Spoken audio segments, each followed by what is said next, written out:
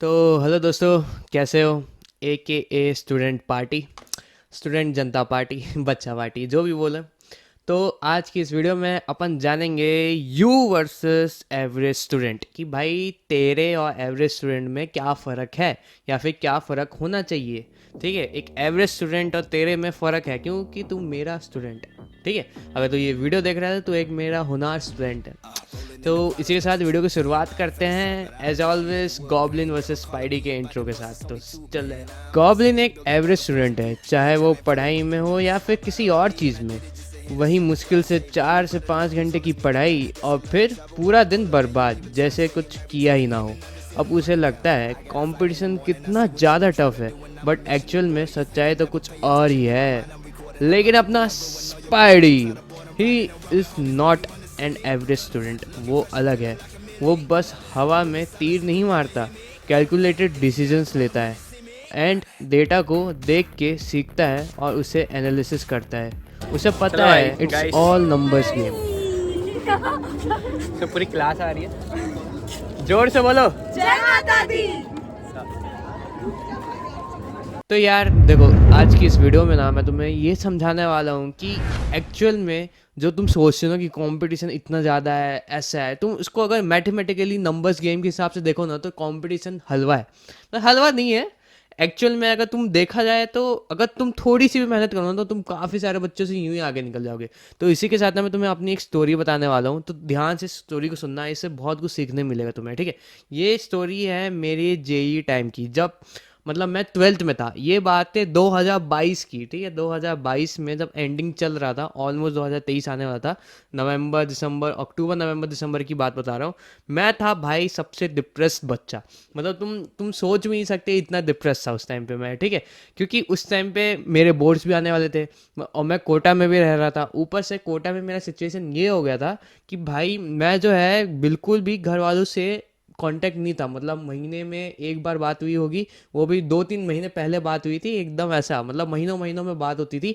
ठीक है, और पूरा 1 साल तो मैं मिला ही नहीं था, ना ही पापा से मिला था, ना ही मम्मी से मिला था, ना ही मेरा एक छोटा भाई है उससे मिला था, ना ही किसी रिलेटिव से मिला था। ठीक है, भाई बहन कजन्स किसी से नहीं मिला था मैं। ठीक है, पूरा 1 साल में आइसोलेटेड था कोटा में। ठीक है, अपने रूम में पड़े रहता था, कोचिंग जाता था, वो भी कोचिंग भी जाना मैं 6 महीने पहले ही छोड़ दिया था। ऑनलाइन पढ़ता था घर पे छुपा छुपा के।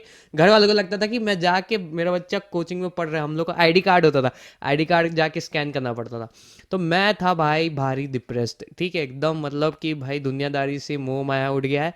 पढ़ाई भी हो नहीं रही, पता नहीं जैसे तैसे मर काट के पढ़ रहे हैं। सुबह सोने जाता था मैं सुबह के 6 बजे। ठीक है, लगातार 6 महीने ये रूटीन चल रहा था कि नाइट आउल बन के पढ़ रहा था मैं। घंटा को समझ आ नहीं रहा था, पता नहीं क्यों ऐसी हरकतें की थी, बट कर दी थी। ठीक है, तो मैं सुबह के 6 बजे उठ के तो भाई मतलब सोने जाता था। उठ के क्या, सोने जाता था, वो भी ब्रेकफास्ट करके, क्योंकि मेरे को पता था भाई लंच से पहले तो उठना हूँ नहीं मेरे को। और लंच से पहले उठता नहीं था तो भाई खाना भूख लगती थी तो ब्रेकफास्ट करके सो जाता था। ठीक है, और उस टाइम पे यार मैं इतना डिप्रेस है ना, मेरे को ऐसा लगता था भाई हर कोई मेहनत कर रहा है, हर कोई रात भर जाग जाग के पढ़ रहा है। तो इस डिलेमा में था मैं, मतलब इतना डिल्लू में हो गया था कि भाई बस मेरे को ये था कि भाई उससे ज़्यादा पढ़ना है, इससे ज़्यादा पढ़ना है, ऐसे पढ़ना है, वैसे पढ़ना है, इतने घंटे पढ़ना है, ये करना है, वो करना है, ये चैप्टर करना है। इसके चक्कर में 1 घंटा पढ़ाई नहीं हुई पूरे ट्वेल्थ के। ठीक है, मतलब मैं ज़्यादा ही एनालिसिस करने लग गया था कि भाई ये बंदा 6 घंटे पढ़ रहा है, ये बंदा 10 घंटे पढ़ रहा है, मेरे को तो इतने घंटा पढ़ना ही पड़ेगा, मेरे को इतना घंटा करना ही पड़ेगा। उसके चक्कर में मैं रात रात भर जाग रहा हूँ, रात रात भर पढ़ रहा हूँ। ठीक है, एक्चुअल में अगर मैंने कभी एक्चुअल एनालिसिस की होती जिस तरीके से मैं अभी तुम्हें समझाने वाला हूँ, ठीक है, तो भाई मेरे ऊपर से ना एक बर्डन, एक होता है ना, एक दिल का बोझ हल्का हो जाता है। ठीक है, तो आओ इस वीडियो में जानते हैं कि कैसे भाई तुम्हें एक एक्चुअल एनालिसिस करके तुम समझोगे कि हाँ भाई एक्चुअल कंपटीशन कितना है। ठीक है, पहले तो ये जानो कि एवरेज स्टूडेंट का रूटीन रहता कैसा है। कि भाई सुबह उठते ही भैया फ़ोन स्क्रॉल कर लिया, सुबह उठते ही थोड़ा मस्ती वस्ती वीडियोस देख ली, मिस्टर बीस देख लिया, या फुकरा इंसान देख लिया, ट्रिगर्ड इंसान देख लिया, कैमरा कुछ भी देख लिया। ठीक है, उसके बाद फिर क्या है, फ़ोन स्क्रॉल करते करते आधा दिन वैसे ही बर्बाद हो गया। भूख लगी, कुछ खाने चले गए, चाय पीने चले गए, दोस्तों का कॉल आ गया, उनसे बतिया लिया, और ऐसे करते करते पूरा दिन ख़त्म हो जाता है। फिर क्या आता है हमारा फेमस डायलॉग, कल से पक्का पढ़ूंगा, कल से फुल फोकस वाली पढ़ाई, और दिन खत्म। एवरेज स्टूडेंट की मेंटेलिटी क्या होती है? सिंपल सी बात है भाई, टाइम पास करूंगा, उसका कंपनसेशन क्या है, मैं बाद में पढ़ लूंगा। अभी 2 घंटा टाइम पास करिए, रात को 2 घंटा एक्स्ट्रा पढ़ लूंगा। और क्या भाई, ये माइंडसेट के कारण 2 घंटा एक्स्ट्रा कभी पढ़ता है नहीं ना। ऑफकोर्स ही बात है भाई, तुम्हें भी पता है, मेरे को भी पता है कि वो सोचते हैं हम कि भाई आज 1 घंटा टाइम पास किया है, कल 1 घंटा एक्स्ट्रा पढ़ लूंगा। लेकिन कभी ऐसा होता है? इसलिए ना भाई, कभी भी कल पे मत टालो, ठीक है। मैं तुम्हें ना एक डेटा, एनालिटिकल डेटा बता रहा हूँ, ठीक है। ये चीज़ें कॉलेज प्रवेश करके एक वेबसाइट है, उसमें बहुत ही डिटेल में बताई होती है। मैंने वहीं से लिया ये डेटा, और ये मेरे टाइम पे मैं बहुत यूज़ करता था, काफ़ी एक्यूरेट होता था, ठीक है। मैं तुम्हें देख के बता रहा हूँ। देखो क्या है, जो जेई मेंस का टिपिकल वो होता है ना कि कौन सा बच्चा किस लेवल पे रहता है, तो मैं बता रहा हूँ। देखो रेंज होती है 120 से अगर 130 के बीच में तुम्हारे मार्क्स आ रहे हैं, भाई तुम मतलब एवरेज स्टूडेंट हो, ठीक है।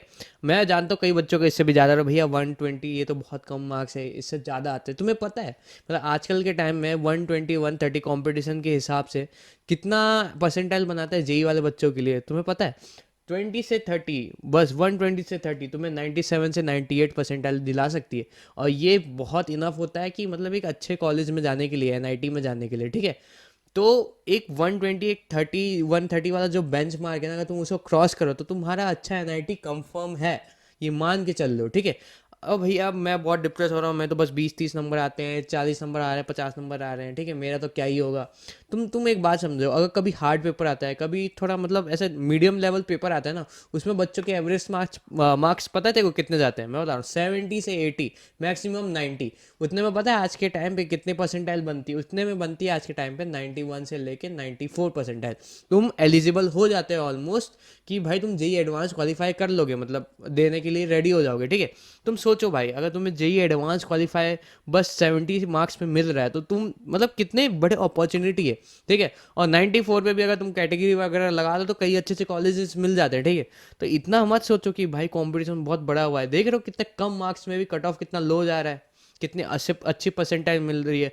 और बाई चांस तुम्हारा अगर पेपर हार्ड आ गया तो भाई तुम्हारे पास बोनस आ गया, उसमें तुमने नंबर निकाल लिए, तो कम से कम मार्क्स में भी ना बढ़िया से बढ़िया परसेंटाइल बनती है, ठीक है। और यही सेम हाल भाई नीट वाले बच्चों का है। तुम्हें क्या लग रहा है जेई वाले बच्चे मजे मार रहे हैं? नहीं भाई, नीट वाले बच्चों का भी है। देखो नीट के गेम थोड़ा अलग है।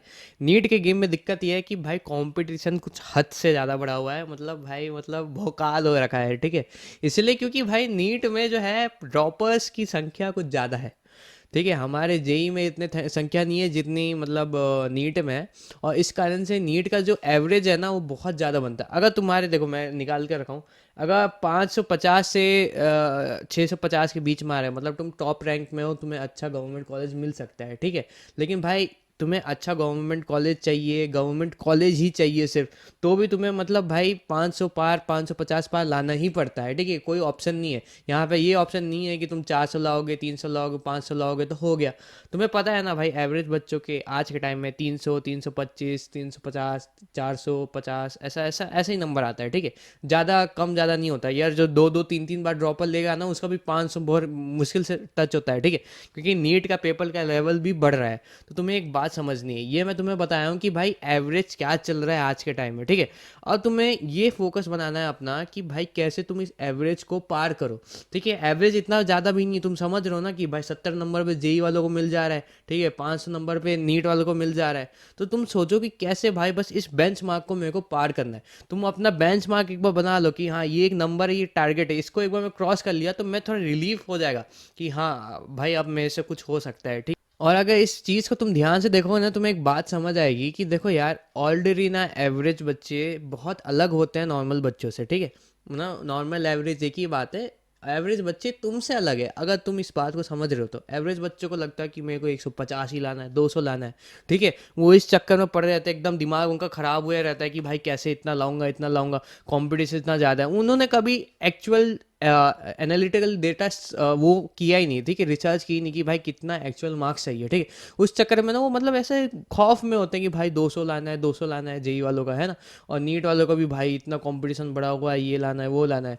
तुम बात को समझो, अगर तुमने एक बार डेटा देख लिया, तुमने देख लिया कि कितने मार्क्स पे कितनी परसेंटाइल बनती है, तो तुम एक तरीके से ना रिलीफ हो जाते हो। मैं अपने टाइम पे ये चीज़ें नहीं देखा था, मैं ड्रॉप ईयर में देखना चालू किया था, तब जाके ना मेरे को थोड़ा रिलीफ रहता था। वरना मैं अंडर इतना प्रेशर, इतना डिप्रेशन में रहता था ना कि भाई यार कैसे लाऊंगा इतने नंबर, मेरे तो यहाँ पे 50 60 मुश्किल से आ रहे हैं, कैसे होगा, 100 पार करना है, फिर 150 पार हो रहा है। कि नहीं हो रहा है, फिर मैं कैसे 200 पार करूंगा, कैसे करूंगा, मतलब ये चलता रहता था। ये चीज़ ना हावी नहीं होने देनी है हमारे दिमाग में। तुम एक बार अभी प्रेजेंट वाला डेटा देख लेना, जब फर्स्ट अटेम्प्ट होगा तो जेई वाले अपना जेई का फर्स्ट अटेम्प्ट का डेटा देखना। तुम देखना कि भाई जो स्कोर होता है ना वो इतना भी मतलब वो नहीं होता। एवरेज बच्चों के स्कोर आ रहे होंगे कहाँ 30 40 50, ठीक है, और कट ऑफ होगा कहाँ 60 70 80, ठीक है। तुम्हें बस उस एवरेज से ज़्यादा लाना है, ठीक है। तुम्हें भाई नॉर्मल लोगों से तुम काफ़ी आगे होगा, तुम्हें इतना भी पता है ना कि भाई नॉर्मल एवरेज बच्चों में और कट ऑफ में इतना डिफरेंस है। तुम्हें अगर इतना भी पता है ना तुम काफ़ी आगे हो, ठीक है। ये बात को मन में रख के, ध्यान में रख के, अगली बार जब भी मॉक टॉक्स टेस्ट दोगे ना तो उसी हिसाब से देना है कि भाई हाँ मैं कैसे एक बार बेंचमार्क जो है वो क्लियर कर जाऊँ, ठीक है। और सेम बात नीट वालों के लिए भी है। देखो दोनों एग्ज़ाम कॉम्पिटिटिव तो है, तुम्हें कुछ भी करके इस एग्ज़ाम में अगर स्कोर करना है तो तुम्हें मेहनत करनी पड़ेगी। और मेहनत का एक ही तरीका है भाई, कोई शॉर्टकट नहीं है। अगर तुम बोलोगे भैया कोई शॉर्टकट सिखा दो, कैसे आपने अपने टाइम पे क्लियर कर लिया एनआईटी वगैरह, तो भाई कोई शॉर्टकट नहीं था। मैं बताया ना, कोटा में जितना मैं पढ़ता था, जितना स्ट्रेस में रहता था, मतलब मैं ज़्यादा सोच लेता था, ठीक है। इतना नहीं सोचना है, बट इसका मतलब ये नहीं मैंने ड्रॉप ईयर लेके मैंने मेहनत नहीं की थी। मैंने बहुत मेहनत की थी, बहुत पढ़ता था, घंटों घंटों तक पढ़ता था, ठीक है। उस समय भी मेरी लाइफ में बहुत सारी चीज़ें चल रही थी कि उसके बावजूद मैंने एक चीज़ को कंसिस्टेंट रखा था, वो था मेरी मेहनत, मेरी हार्डवर्क और कंसिस्टेंसी को, ठीक है। ये दो ऐसे की एलिमेंट है ना भाई, जो अगर तुमने एक बार जोड़ लिया एक साथ और एक बार यूज़ करना सीख गए तो भाई तुम्हें मतलब अचीव करने से जो तुम्हें चाहिए, जो कॉलेज, जो तुम्हारा ड्रीम कॉलेज है, वो पाने से कोई नहीं रोक सकता है, ठीक है। और यार ग्राउंड रियलिटी एक बात को समझ लो, 90% ऑफ द स्टूडेंट्स है ना, जितने भी जनता आती है ना, 15 20 30 लाख, जितनी भी लाख की जनता आ रही है आज के टाइम में, अभी जितने भी लोग फॉर्म फिलअप कर रहे हैं, चाहे वो जेई का हो, नीट का हो, 90% जनता बस भीड़ है, भीड़ है, ठीक है। भेड़ बोलो, भीड़ बोलो, एक ही बात है, ठीक है। वो इतना मतलब कंपटीशन नहीं है, एक्चुअल कंपटीशन स्टार्टिंग के 1 2 लाख जो होते हैं ना, 1 2 3 लाख मैक्सिमम, ठीक है, जो स्टार्टिंग के एकदम भाई ऐसे होंगे, 2 लाख मान के चलो, जो सालों साल पढ़ाई कर रहे हैं, एकदम जी जान लगा के पढ़ाई कर रहे हैं, जो तुम्हारी जैसे कंसिस्टेंट मेहनत कर रहे हैं, ठीक है, एकदम हार्ड वर्किंग नेचर के हैं, जिनके मन में एक फियर है कि नहीं भाई मेरे माँ बाप को मेरे को कुछ करके दिखाना है, मेरे को जेई नीट निकालना है, ठीक है। वो एक्चुअल 10% कॉम्पिटिशन है तुम्हारी, बस तुम्हें उन 10% में टॉप में आना है, ताकि तुम उन बच्चों को हरा के अपना ड्रीम कॉलेज पा पाओ, ठीक है। ये बात को समझो कि भाई इतना मुश्किल नहीं है, जो एक्चुअल कंपटीशन है वो बस 10% है, टॉप टीयर कंपटीशन। अब उस टॉप टीयर में भी टॉप में आने के लिए ना भाई तुम्हें मतलब अपना समझ रहे हो ना कि जी जान लगा देना है भाई, रात को सो मत, लेकिन अपना वर्क कंप्लीट करके, अपना काम कंप्लीट करके, क्वेश्चंस कंप्लीट करके, चैप्टर जो टास्क दिया है, खुद को जो वादा किया है वो पूरा करके सो, ठीक है। एट दी एंड मैं यही बोलना चाहूँगा कि भाई तुम्हें मैं एक एनालिटिकल वो डेटा देना चाह रहा था कि देखो यार कैसा डिफरेंस है एक्चुअल में, ठीक है। तुम ऐसा ना सोचो कि भाई अब 200 लाना पड़ेगा, नीट में 600 ही लाना पड़ेगा, यही करना पड़ेगा, वो करना पड़ेगा। एक्चुअल डेटा तुम भी जाके देखो, कॉलेज प्रवेश करके वेबसाइट है, बताया मैंने, और भी वेबसाइट है, न्यूज़ में देखो, उन सब चीज़ों को देख के हुए एनालिटिकल अपना वो बनाओ, एक बेंच मार्क बनाओ।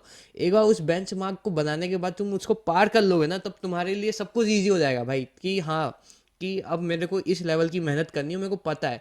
एक बार बेंचमार्क बन गया, एक बार टारगेट सेट हो गया, तो भाई उसको अचीव करना थोड़ा आसान हो जाता है, कि अंधे में हाँ भाई जितना आ रहा है, मेरे को पता ही नहीं कितना लाना है, बस जो हो रहा है हो रहा है, ठीक है। ऐसा नहीं करना है।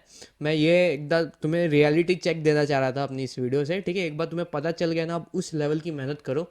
एंड एज ऑलवेज यार, नेवर गिव अप हीरो, ठीक है। मैं तुम्हें देख रहा हूँ, करते रहो अच्छे से। कोई भी मदद की ज़रूरत हो तो मेरे को बोलना, मेरा टेलीग्राम ग्रुप है, वहाँ पे जाके ज्वाइन हो जाओ, ठीक है। और नेवर गिव अप, ठीक है। Keep working hard. जय श्री कृष्णा।